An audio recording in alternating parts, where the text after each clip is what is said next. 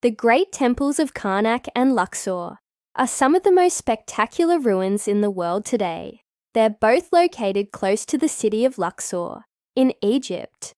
Built along the river Nile and connected by the Avenue of Sphinxes, the two temples were originally much larger, but after centuries of construction, looting, and destruction, they now sit on opposite sides of the Nile, with modern-day Luxor sitting in between them.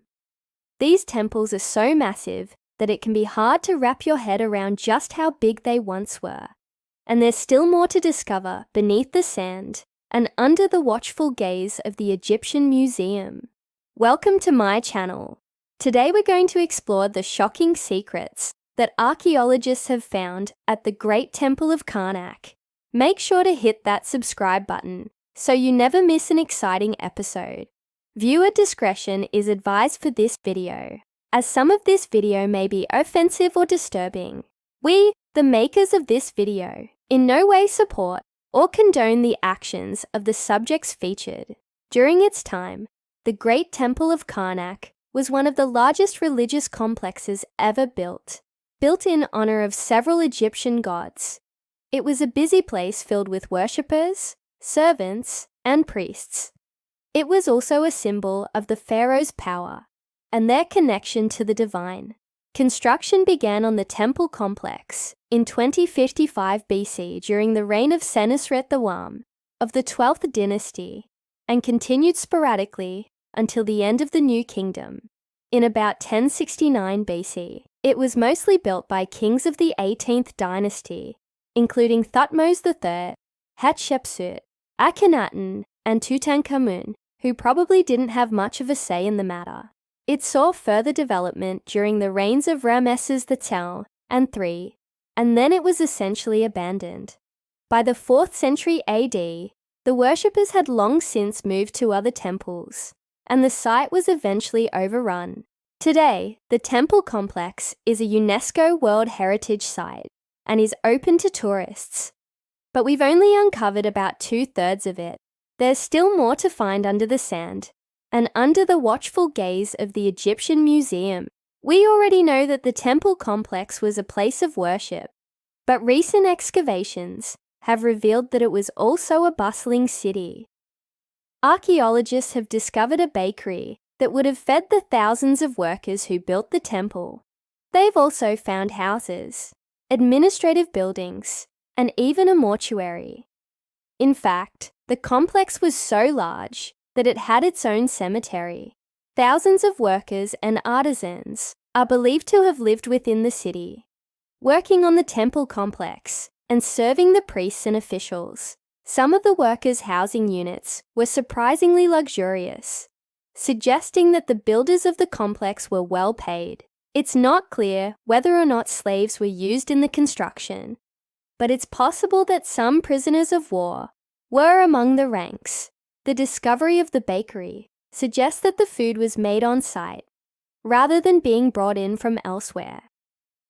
This is supported by the presence of animal bones and other organic material found at the temple complex.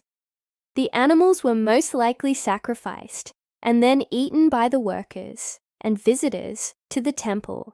It's unclear exactly how many people lived in the city, but it's believed that it could have been home to as many as 10,000 people. This would have made it one of the largest cities in Egypt at the time. We all know that the Egyptians loved their symbolism, and the Temple of Karnak is no exception. There are a number of symbolic structures within the complex that are thought to represent the journey of the sun through the sky. For example, the Avenue of Sphinxes is thought to represent the sky, and the sphinxes themselves represent the sun. As the sun rises in the east, the first rays of light hit the sphinxes, rousing them from their slumber. As the sun moves across the sky, its light moves down the avenue, eventually reaching the Temple of Luxor. At the end of the day, the sun sets in the west, and the cycle begins again. This is just one example of the rich symbolism that is on display at the Temple of Karnak. Other features include the sacred lake and the hypostyle hall, Each element is carefully designed to create a sense of awe and wonder in those who experience it.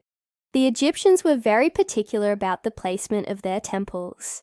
They believed that the location of a temple could have a profound impact on its power and efficacy. For example, the Temple of Karnak was built in a place where the Nile River was at its widest.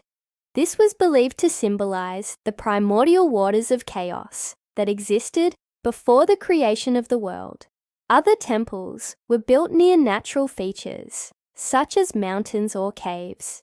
These natural features were seen as places of power that could enhance the temple's connection to the divine. Sometimes the Egyptians would build temples in places where two or more roads intersected. This was seen as a way of bringing the four corners of the earth together at the temple. Ultimately, the Egyptians believed that the location of a temple was an important factor in determining its overall success. By carefully selecting the site of their temples, the Egyptians could ensure that they would have a powerful and effective place of worship. Archaeologists have recently discovered some mysterious rooms in the Temple of Karnak. The rooms were found using ground-penetrating radar, which allows researchers to see beneath the surface without actually digging. The rooms are located near the temple's main entrance and are believed to date back to the 18th dynasty. What's most interesting about the rooms is that they appear to have been sealed off for centuries. According to archaeologist Betsy Bryan, who led the excavation, the rooms were likely used for secret rituals. Bryan and her team plan to excavate the rooms in the near future to learn more about them. But the Temple of Karnak isn't the only place in Egypt where strange things have been found. In September 2021, a team of archaeologists announced that they had found a stash of ancient Egyptian coffins hidden in a secret underground chamber. The coffins were found using ground-penetrating radar at the Saqqara necropolis just outside of Cairo. The coffins are thought to date back to the 26th dynasty, around 664, 332 BC. What's most interesting about the coffins is that they were made of stone rather than wood. Stone coffins were typically reserved for wealthy members of society, so it's possible that these individuals were high-ranking officials or members of the royal court. The discovery of the underground chamber and the stone coffins is considered to be a major archaeological find. It provides us with a rare glimpse into the funerary practices of the ancient Egyptians.